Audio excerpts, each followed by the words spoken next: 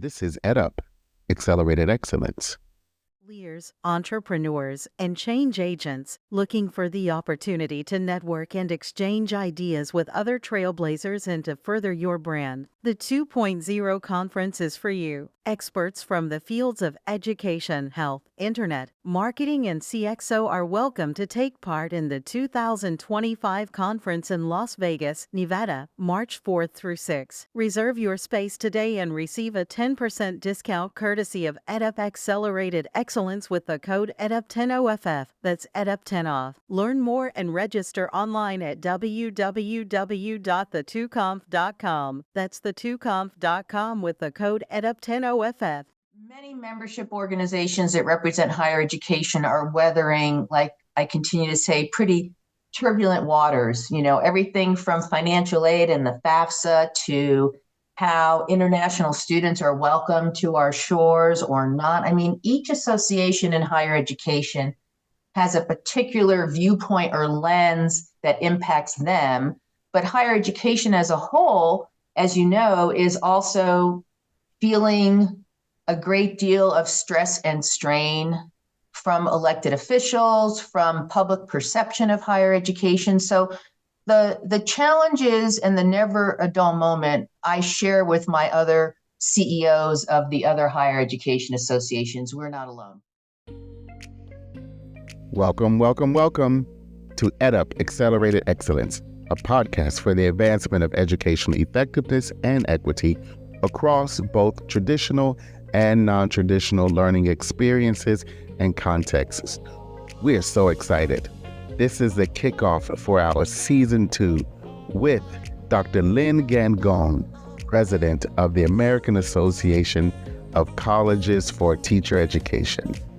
I'm your host, Jacob Easley II, PhD, PMP. Let's get into it. Welcome back to the EDUP Xcelerated Excellence podcast. We focus on educational effectiveness and equity for traditional and non-traditional learning spaces and experiences. And in this episode, I have a very important guest, which this is very near and dear to my heart. She is the president and CEO of AACTE. And I say that because I have grown up in AACTE as a very young faculty member, starting back in the early 2000s. So, and I had a chance to also work with her closely at the time when I was a board member, so now former board member of AACTE. Welcome to EDUP Xcelerated Excellence, Lynn Gangone, President and CEO of AACTE. Well, Jacob, thank you for that introduction. You have been a constant presence in AACTE, and certainly through now it's hard to believe I'm in my 8th year of AACTE that we're still connected. You have always been a great supporter of the work and have been yourself quite a contributor to educator preparation in several dean roles. And so it's a pleasure for me to be here with you today. Thank you for inviting me. Thank you so much, Lynn. So, can you tell us what makes AACTE unique within the field of education, particularly education advocacy? You know, AACTE was founded in 1948, and it was founded to educate the educators for the nation's public schools. And at the time, the founders were predominantly presidents of what we now know as the state college and universities around the U.S. They are our historic normal schools. Mm-hmm. And as we looked back in 2023 at our 75th anniversary and went through the files and went through what those founders said AACTE needed to be, it was really amazing to us that what they said in 1943 still mattered in 2023. And our uniqueness comes from certainly our commitment to public education, our commitment to educating the educators for our nation's public schools. It is unique in that we are now a field that is for teacher education. You know, AACTE the acronym stands for the American Association of Colleges for Teacher Education. So you don't need to be a teacher educator to be a member of AACTE. And certainly many of us have come through different education disciplinary areas. You know, my area is higher ed. Our most previous board chair, Michael Dantley, was in ed leadership. We have folks from counseling psych, school counseling, curriculum and instruction, ed policy. And so what's unique about us is we advocate for teacher education, but we are from all fields of education. And we are very well respected within both the halls of Congress as well as in the Department of Education. And in the case, Jacob, of you and your work in New York State, you know, AACTE has these state affiliates. And what we know is that state leaders will turn to those state affiliates as they have to you in New York. So our federal and state reach, if you will, is quite powerful and longstanding. And I think that's what makes us unique. Well, I love that. So since you brought it up, yes, I'm currently the president for the state affiliate of AACTE, which is New York Association of Colleges for Teacher Education. And Glenn, I have to thank you for supporting us and AACTE in some of our advocacy work and also supporting us at our annual conference, contributing to the welcome and making and laying out sort of the national AACTE perspective during the annual event. And we hope you can join us again in November. Well, I always say to people, even though I'm retiring, I use an old Monty Python quote from Monty Python and the Holy Grail for those of your listeners who are familiar. It's one of my favorite movies. Don't judge me totally on that, but there's a point where the gentleman says, "I'm not dead yet." And so that is my message. Retirement is just another phase of the work for me. I know we're going to talk about that a little bit later, but I will still be engaged in the work. Oh, perfect. Excellent. We're going to look forward to that. So, you know, there are competing perspectives in education today. One says that education, particularly public education, is a great social equalizer and is a necessity. But then there are others that claim that public education has been a failure and called for the expansion of competition and or privatization of education. And some groups also believe that there's an important role for inclusive practices, while others profess censorship and exclusion. So given these contradictions, how do you as an organization like AACTE navigate such tensions? I take a pause there with the question because it's a very complex one, and it actually speaks in some ways to AACTE's national or federal role and AACTE's state advocacy through its state affiliates, as you've just described, New York. AACTE has three strategic priorities. One of them is a commitment to diversity, equity, and inclusion. One of them is a commitment to inquiry and innovation. And one of them is quality and impact. So what we do always is we go back to our strategic priorities and our core values.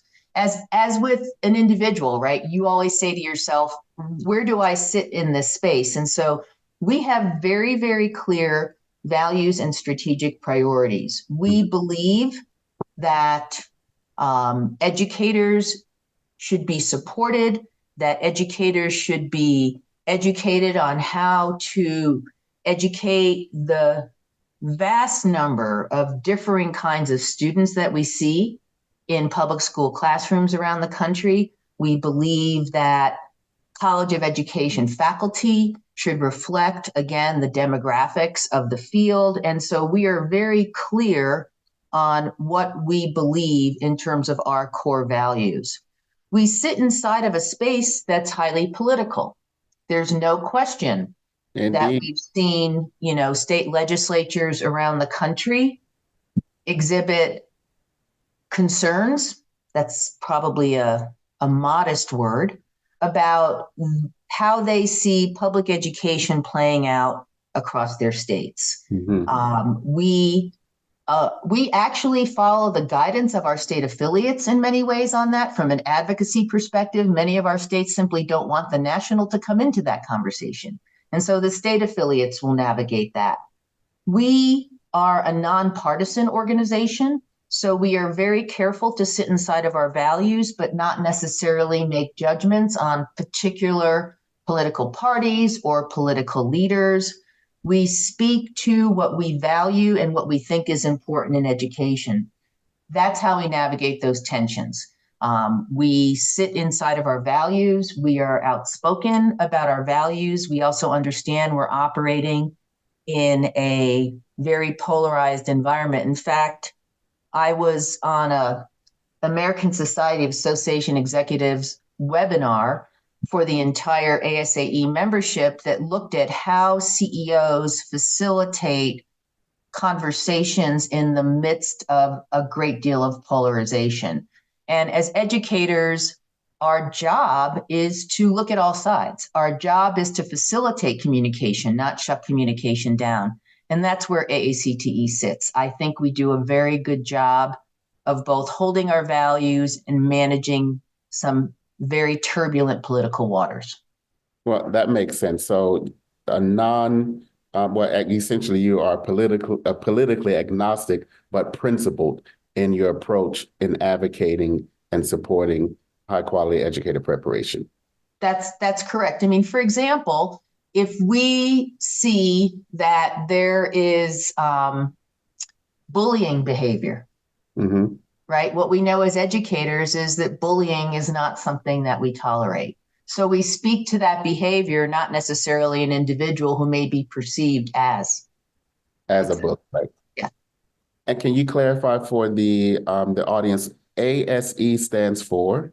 American Society of Association Executives. You know, AACTE, while we all know it as members as the organization that represents higher education and programs of teacher education and colleges of education, we sit inside of a larger community of associations. Mm-hmm. And one of the goals I've had during my presidency is to make sure that AACTE is sitting inside of best practices for professional membership associations. And so our engagement with ASAE is an important part of the work that we do to ensure that AACTE is the best association it can be.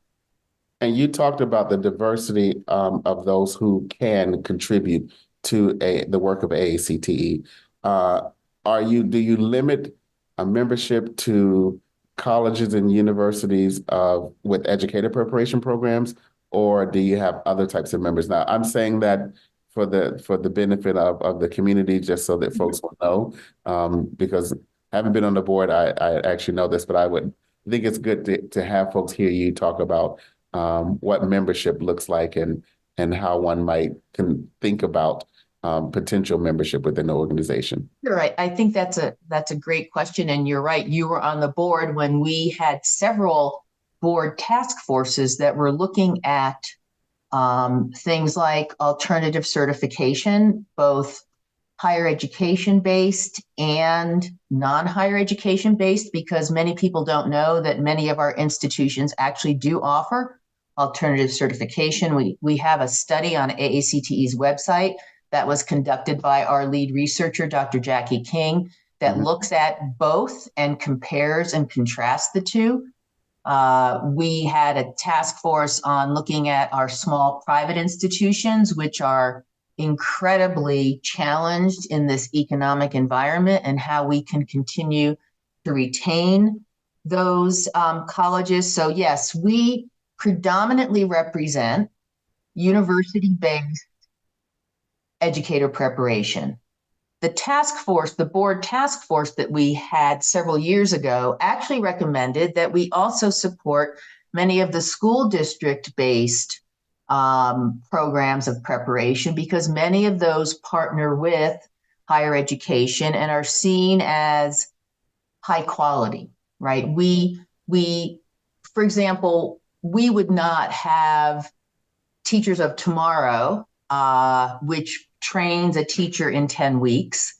we would not have them as an AACTE member. We don't believe that you can train someone to be a teacher in 10 weeks, but we would have some other alternative programs that we believe are high quality and truly do prepare someone to be in the classroom ready. So we also have international institutions that are members. We have strategic partners who are members. So we have two types of membership. We have what we call the schools and colleges and departments of education, and then we have our affiliate members. Okay, so that's very helpful. I want to go back to the conversation about the apolitical position but principled position of AACTE. We have a question from the EDUP Xcelerated Excellence community. And this question comes from Dr. Cheryl Holcomb McCoy, who's Dean and Distinguished Professor of the School of Education at American University in DC. She asks, what role might AACTE play were Donald Trump to win the presidential election and proceed to shut down the U.S. Department of Education, or technically the Education Department, given that colleges of education might lose funding for research and/or programming? Well, thank you, Dr. Holcomb McCoy, for that question. Thank you for being an AACTE member, and thank you for supporting our Home Scholars program, which I look forward to talking about later in the podcast. That's a very interesting question. Many people may not remember this, but I actually began my tenure at AACTE during the Trump administration. Oh, yes. So I began my tenure in June of 2017.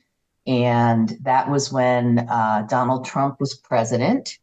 And I remember another higher ed CEO at the time saying to me, "Why would you take that job now?"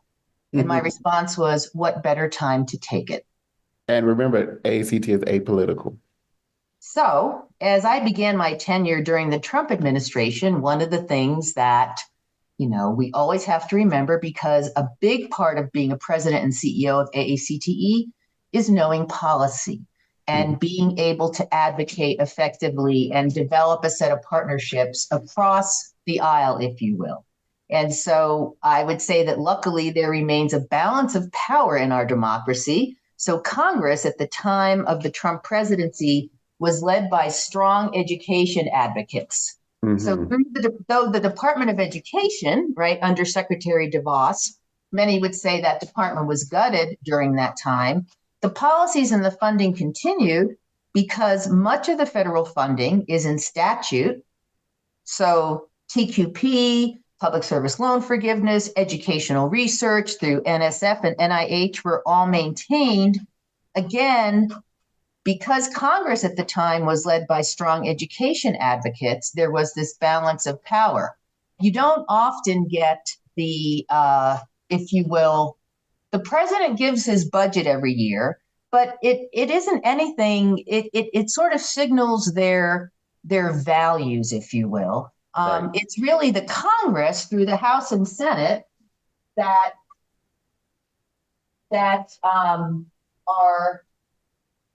are doing the work of the budget. And so, right. For example, right now we're waiting for the budget to come out of the House, the appropriations, right? So we may be reporting to our board of directors tomorrow on what has happened in Congress. So you've got to be able to balance all of those things. So the job of the president and CEO, I would say, would be to continue and expand the strong relationships that really have been our hallmark with elected officials, think tanks, policy strategists.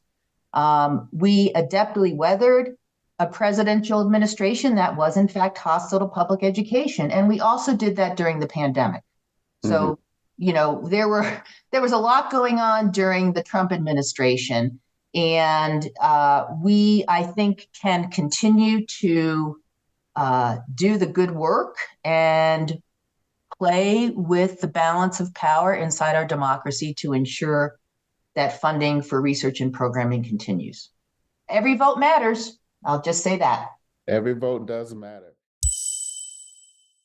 Experts from the fields of education, health, Internet, marketing, and CXO are welcome to take part in the 2025 2.0 conference in Las Vegas, Nevada, March 4th through 6th. Reserve your space today and receive a 10% discount courtesy of EDUP Xcelerated Excellence with the code EDUP10OFF. That's EDUP10 off. Learn more and register online at www.the2conf.com. That's the2conf.com with the code EDUP10OFF. So it's clear that during your presidency, there's never been a dull moment, I would say. You mentioned, that you became president during the time of the Trump administration, followed by COVID, and now we're seeing, as we alluded to in both those two questions, these tensions that are prevalent within society and within the political landscape. So never a dull moment, Lynn. Never a dull moment. I would say most of us in higher education would echo that. It's not just AACTE, and I know we're focused on that today, but many membership organizations that represent higher education are weathering, like I continue to say, pretty turbulent waters, everything from financial aid and the FAFSA to how international students are welcome to our shores or not. I mean, each association in higher education has a particular viewpoint or lens that impacts them. But higher education as a whole, as you know, is also feeling a great deal of stress and strain from elected officials, from public perception of higher education. So the challenges and the never a dull moment I share with my other CEOs of the other higher education associations. We're not alone. Yeah, you know what? You're echoing some words of another podcast guest. Actually, today, while we're recording, later today, we're releasing an episode recorded with Miriam Feldblum of the President's Alliance on Higher Education and Immigration. So, yes, so this sort of continual churn of challenges is something that I think everyone is accustomed to. And I think you have to just learn that we have to be ready and poise ourselves in this profession to be able to deal with those, because it's a never-ending cycle, seemingly. It is a never-ending cycle. And those of us who have been around long enough, and I say that with some level of affection for my age, we have seen these cycles. Right. And it is challenging depending on the moment that you're in. And right now it feels, and it is very challenging to be an advocate for both K-12 education and higher education. But I have every confidence that the new CEO will continue to do so on behalf of AACTE. I share that confidence with you.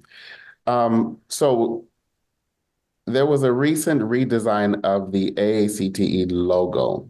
And the logo inscribes three words: educate, advocate, and innovate. Can you share with us the impetus for the change in the design? So essentially, why now, and what do those words mean for the organization at this space and time? Thank you. I love our new logo, and I'm always happy to talk about it. So thanks for that question. So in the Journal of Teacher Education, at the beginning of this year, there was an article that I co-authored with our Dean in Residence and Dean Emerita of Howard University, Dr. Leslie T. Fenwick. Many of you know Leslie and her amazing work, particularly with the book Jim Crow's Pink Slip. Right. In that article, Leslie and I have traced the history of AACTE, and it's called AACTE, the Profession and the Future. And so we looked at AACTE's impact on the field of teacher education and education in general. And so in many ways, those three words, educate, advocate, and innovate, came through as Leslie and I considered AACTE's 75th anniversary and the future of the association. We have had this great strategic plan, right? And Jacob, you were on the board when we adopted this strategic plan. It was in March of 2020. It was just before the pandemic, and we had a vision to revolutionize education for all learners. Yes, I remember that lengthy discussion around the word revolution. That's right. That's right. And so as we thought about our future, and we had this, and I would say this with affection, we had a very tired logo.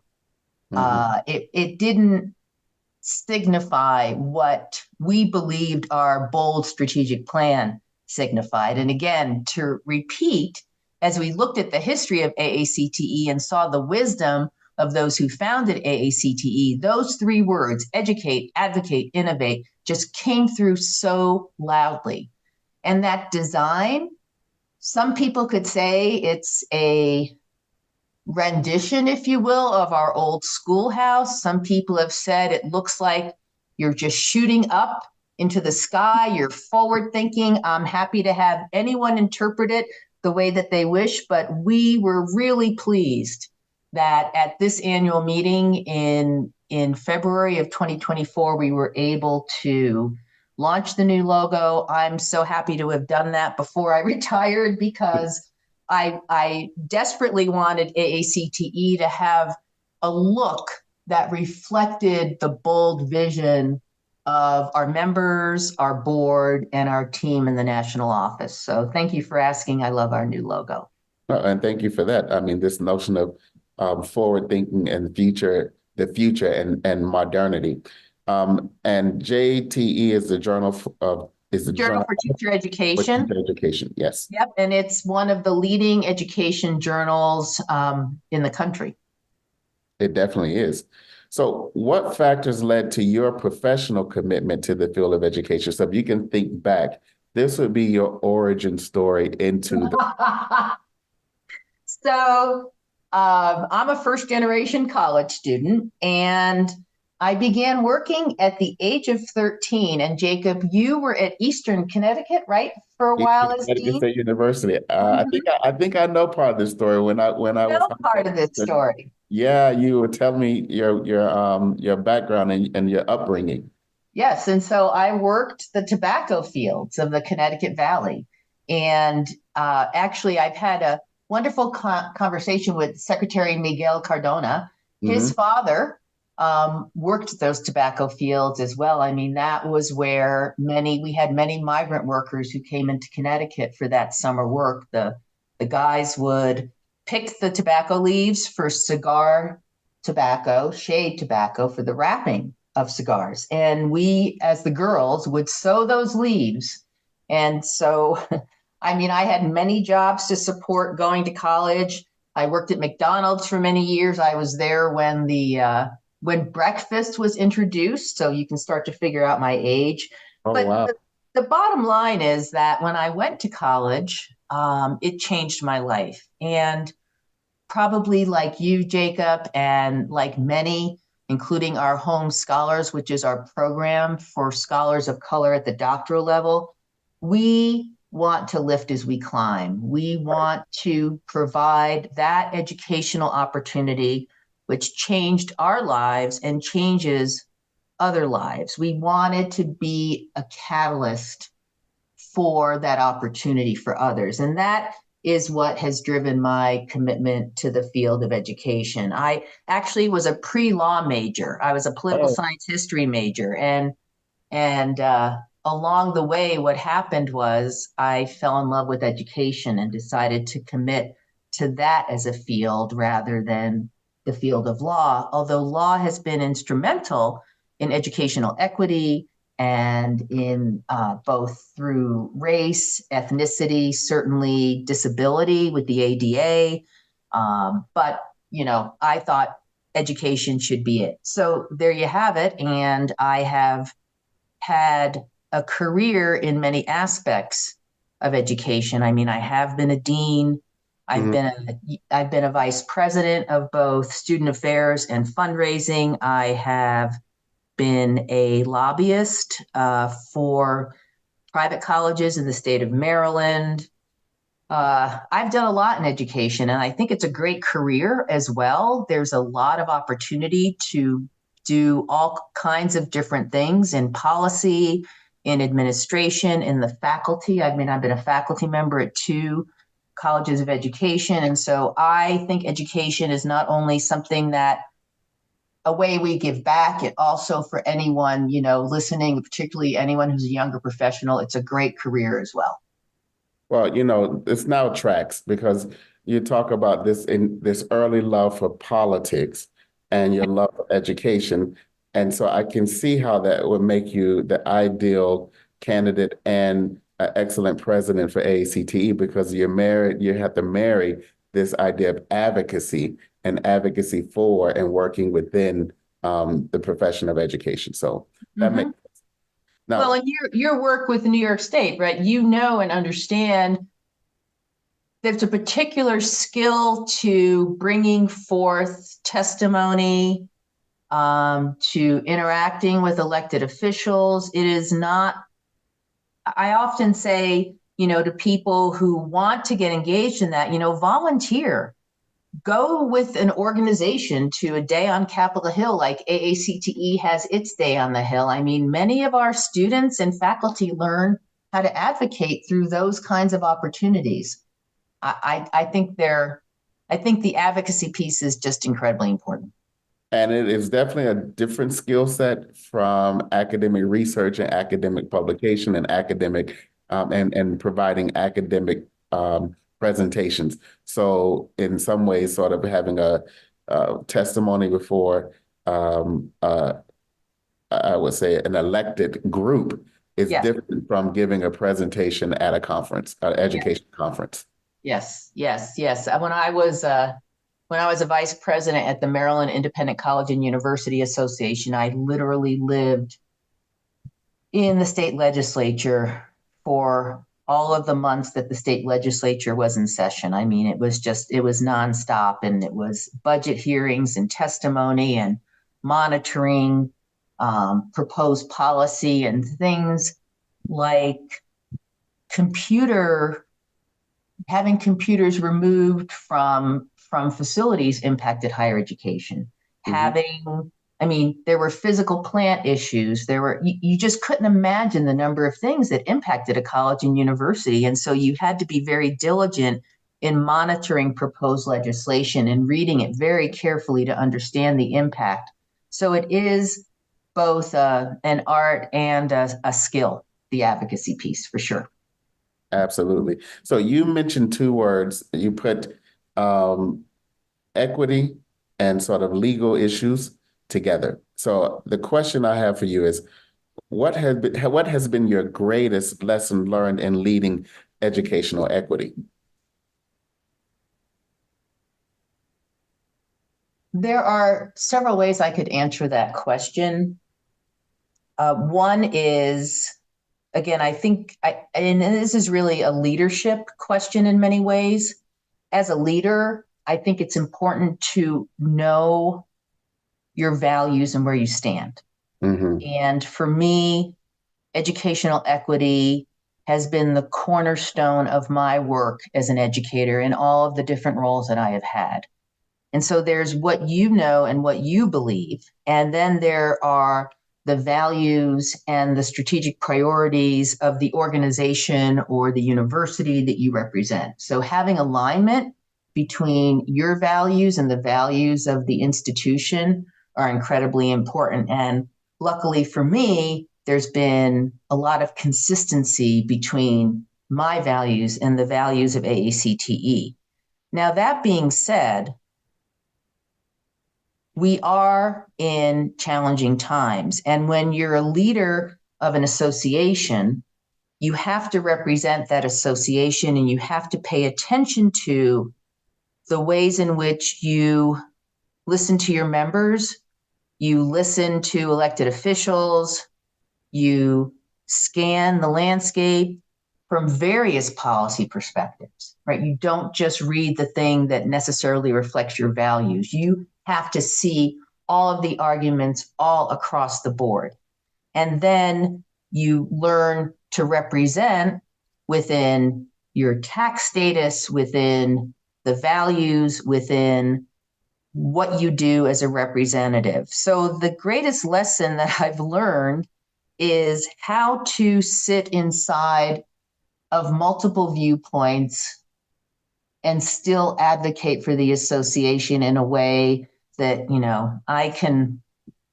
my head can hit the pillow at night and I can feel good that I have done the work of AACTE and have done it in such a way to both advocate for the organization and to protect the association. AACTE, I always say we have 3 strategic priorities and 3 core values. And the job of a leader is to represent those equally. Diversity, equity, and inclusion is the cornerstone of the work at AACTE. We also have other things that we do, and we do those through the lens of equity and inclusion. But we are looking at, how do we better prepare our teachers? What is happening with the teacher shortage? Do we need to create change in the systems that we educate within?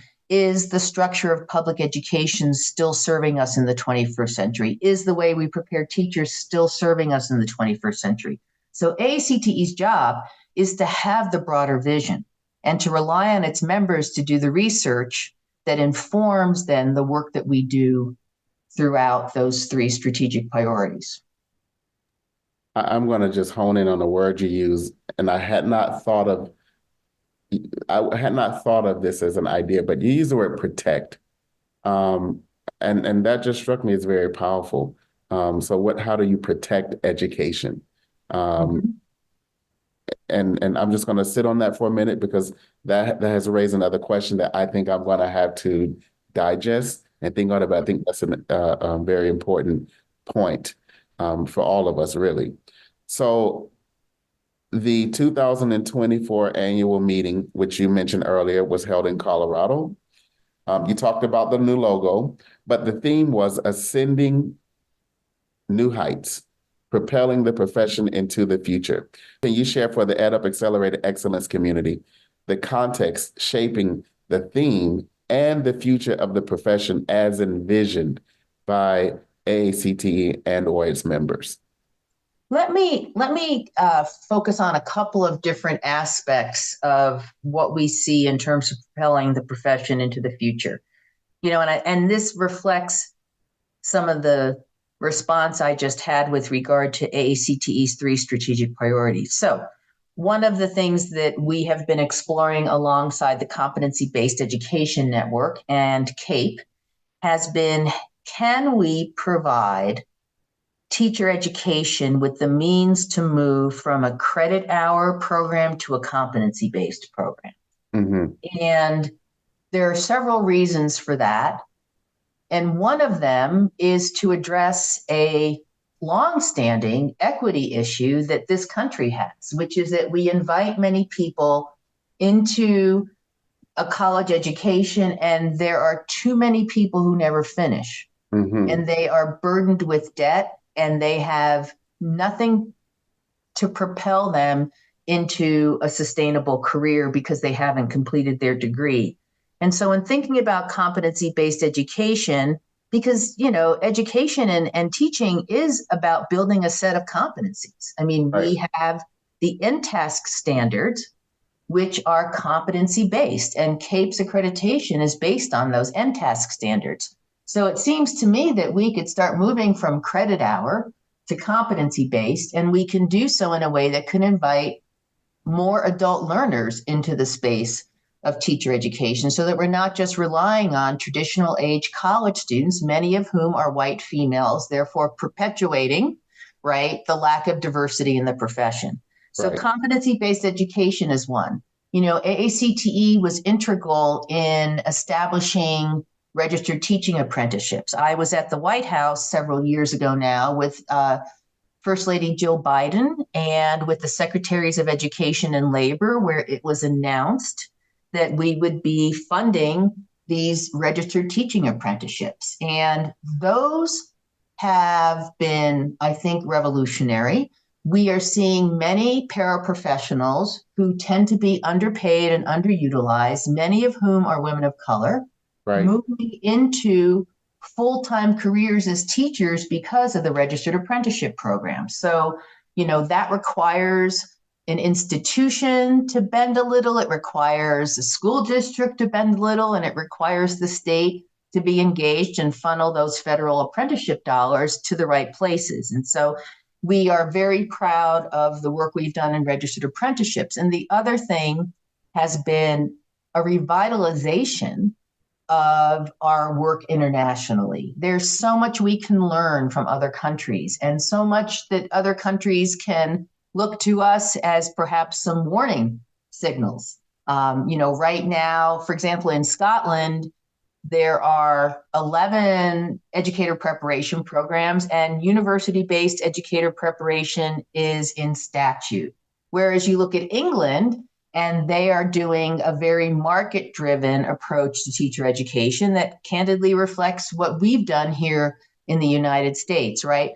Australia, Singapore, you name it, we can learn a lot from other countries. And so the internationalization piece is also a way in which we are looking at how do we build the future? How do we learn from other countries? I'm going to be speaking at the Global Network of Deans of Education meeting at the beginning of September, doing their closing keynote. And my talk is about, is it reform or innovation, right? Because we've had this way of characterizing the work we do as reform, which just smacks of, well, clearly we're not doing it right, and so therefore we have to reform it, versus innovation, which is much more positive and really what many of our institutions are doing right now. And I just talked about several ways that we're engaging in innovation. So that's where the theme came from, and that was a big part of the meeting that we had this past February.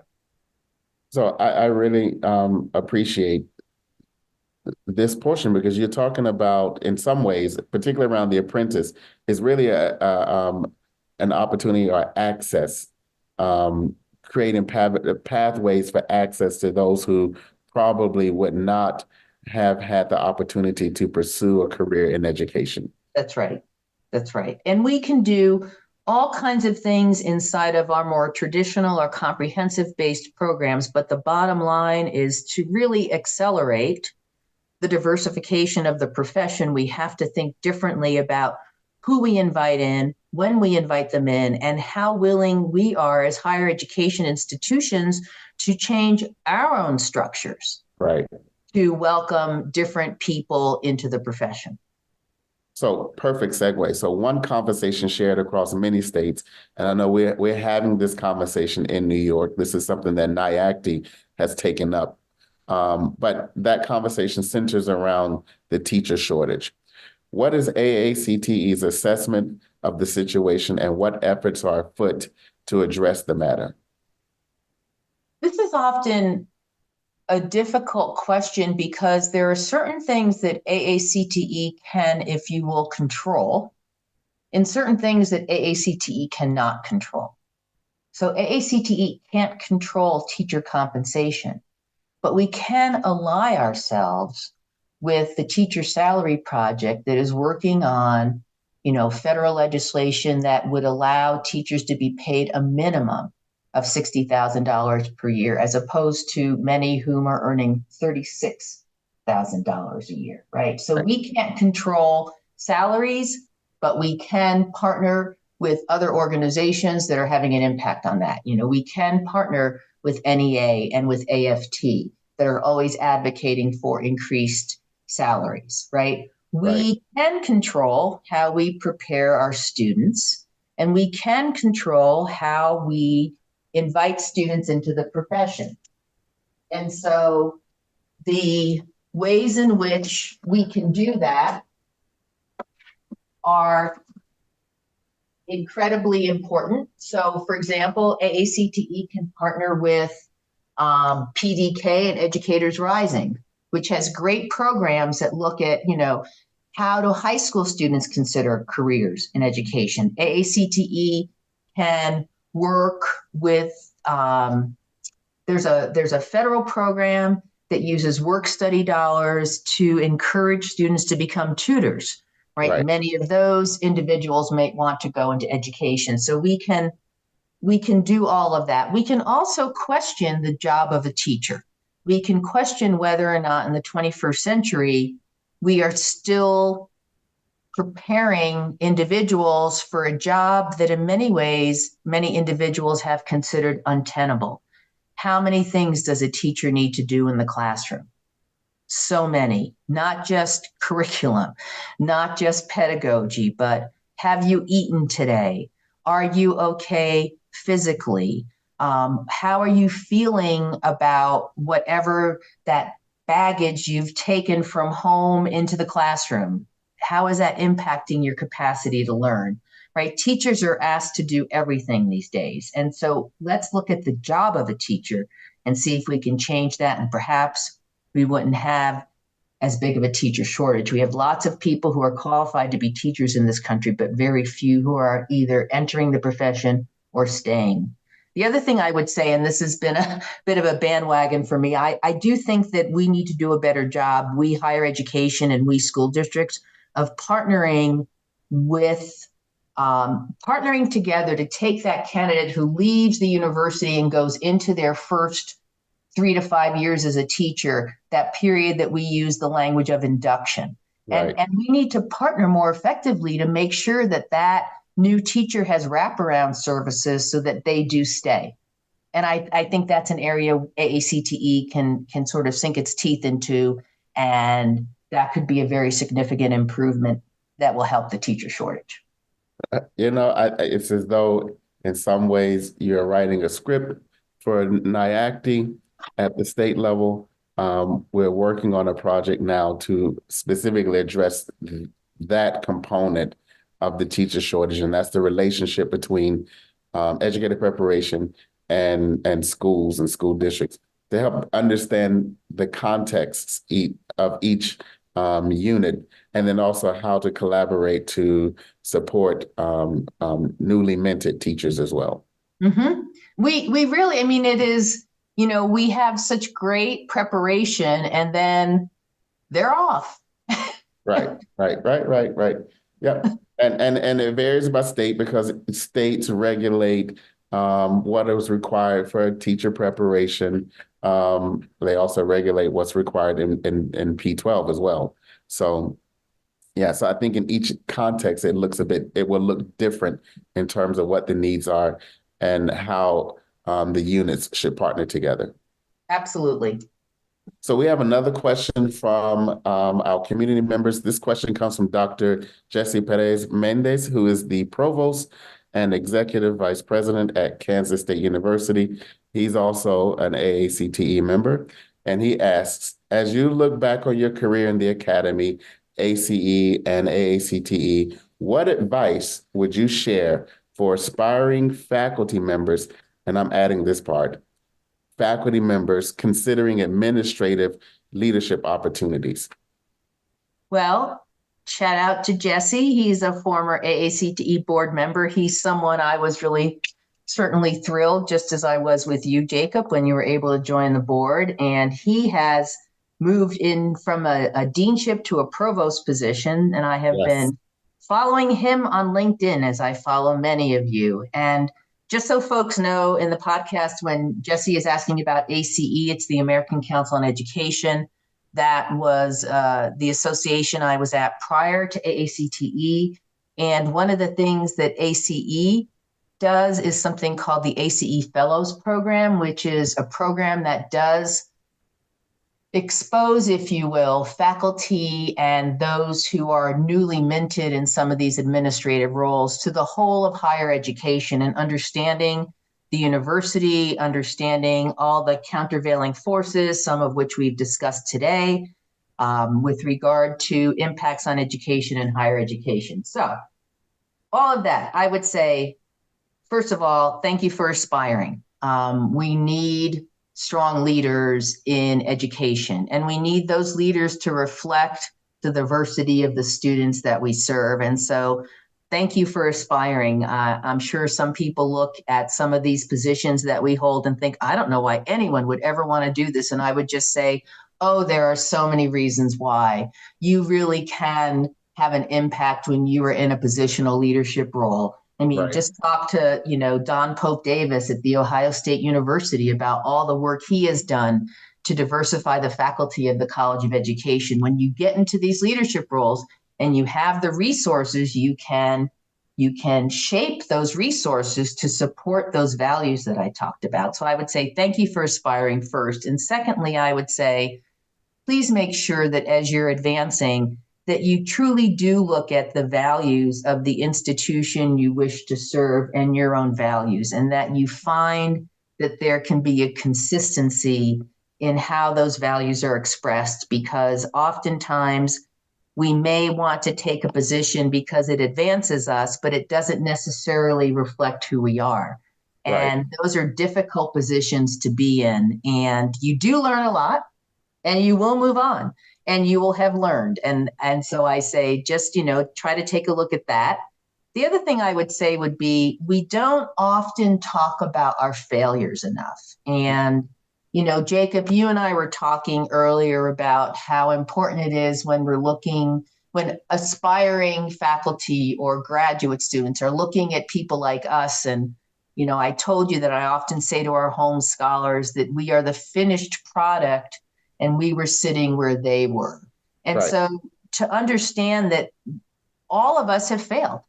We have failed at something or many things, because part of what happens when you're a leader is you take risks. That's And right. sometimes those risks pay off, and sometimes those risks are a kick in the butt, and you pick yourself up and you kind of put your hands together and shake it off and then move on. But the important thing is that you learn from that failure.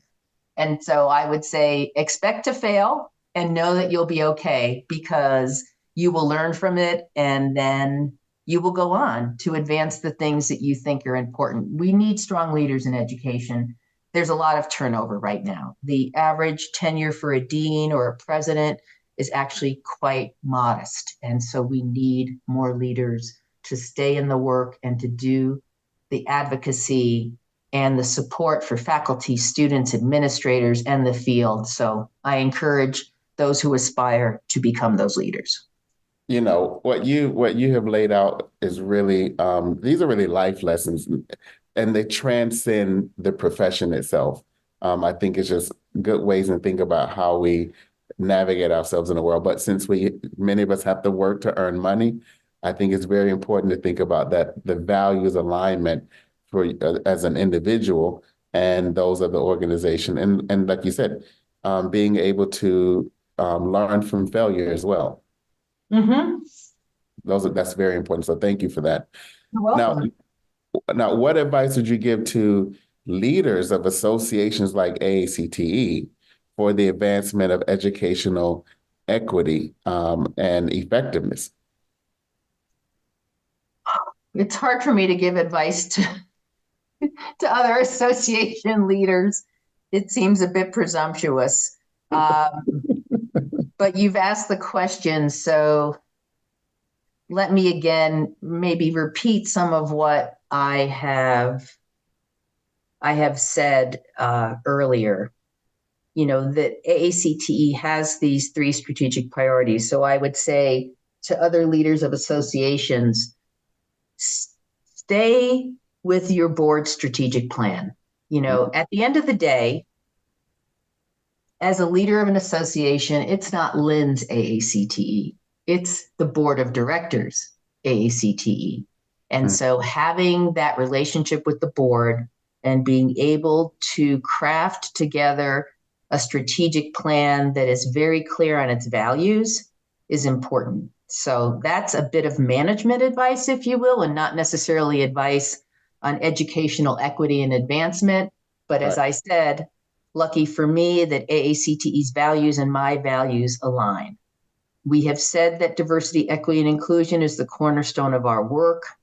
It is, and so we advance it through the other things that we do, through the innovation, through what we seek to study and how we seek to study it. So for example, when I first started at AACTE, I made sure, and my colleagues made sure, that any research study we did had the lens of diversity, equity, and inclusion. What does that mean?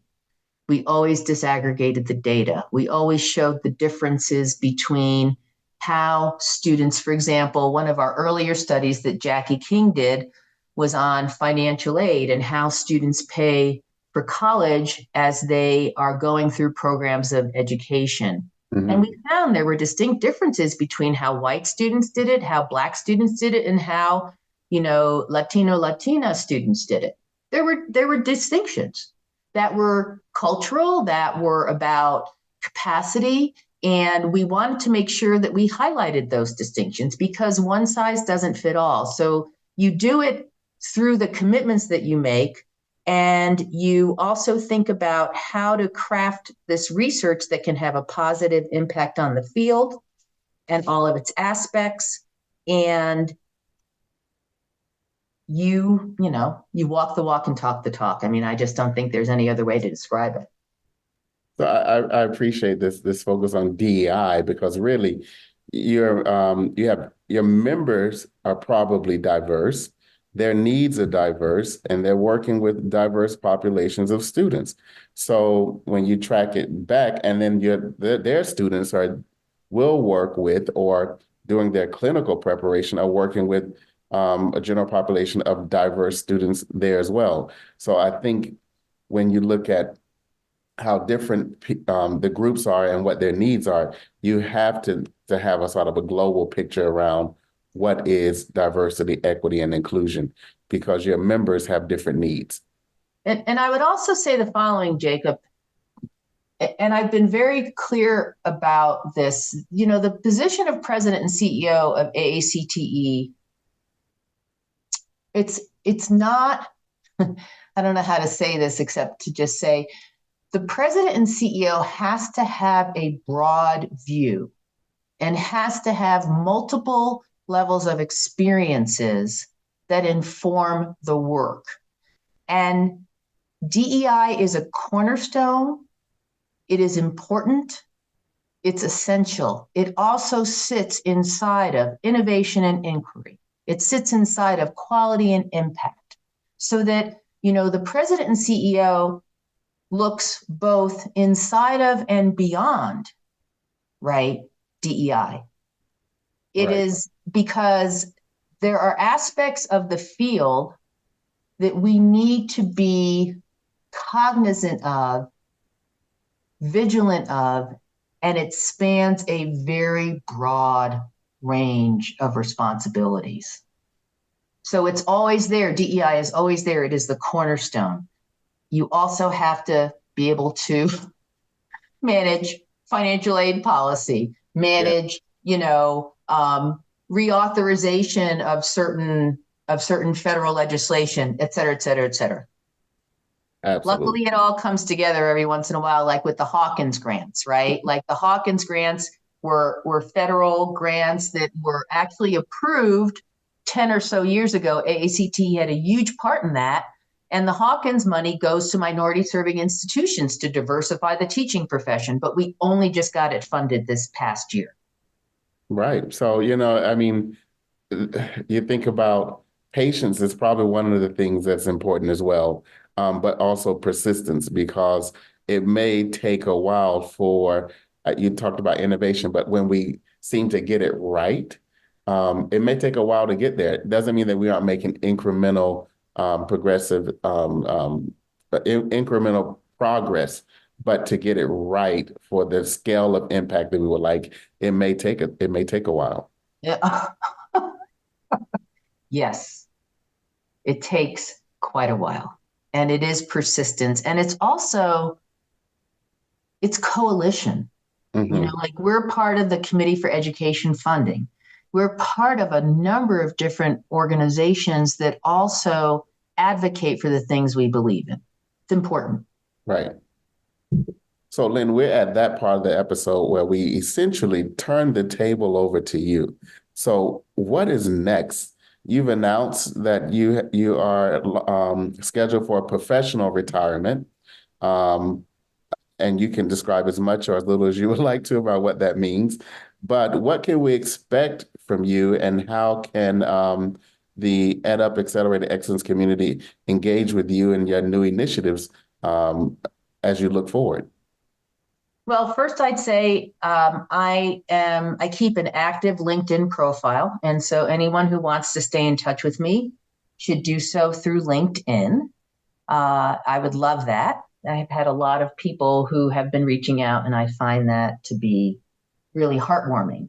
I'm going to keep my two loves, education and association work, expressed through volunteerism. I was selected to be part of the Colorado Society of Association Executives Board of Directors, and I am very committed to the work of associations and bringing together collectives of people around a common purpose.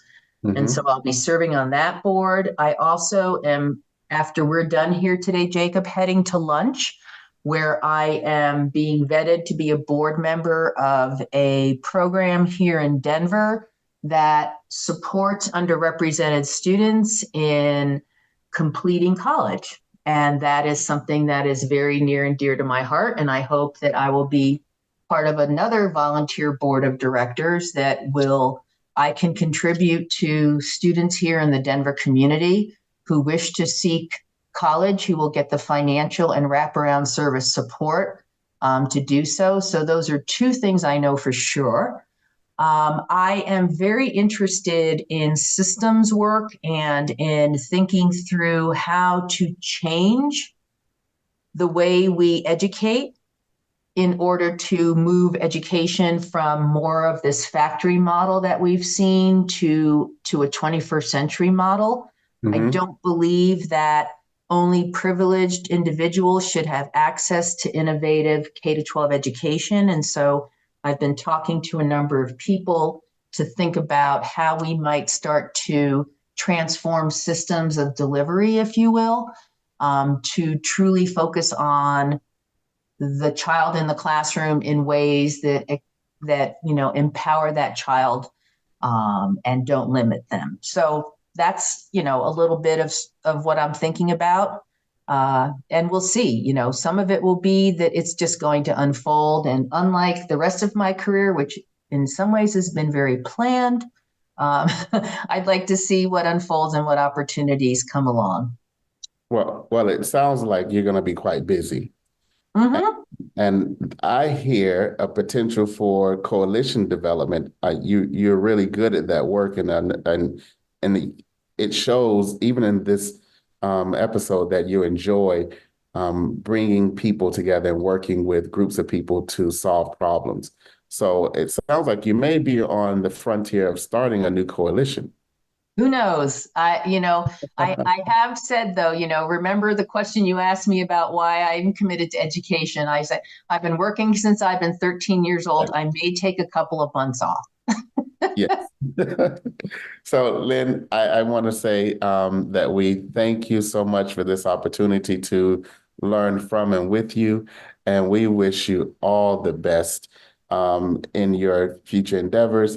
And I'm sure the community will continue to remain in contact, and we're here to help and support you. And I know if we reach out, you're there to help us as well. Absolutely. Absolutely. Jacob, thank you. This is my second podcast with EDUP. I enjoyed the first one. I've enjoyed this one, and I appreciate the invitation, and I want to wish you all the best in the work that you do on behalf of all of those children who need each and every one of us to advocate for them so that this country has the best education system and, candidly, the best democracy we can have. Lynn, thank you so much. Thank you, Jacob. Thank you for engaging with the EDUP Xcelerated Excellence community. You can find this episode and others on Spotify, iHeartRadio, and Apple Music. And if you like this episode, please don't forget to follow us and share within your network.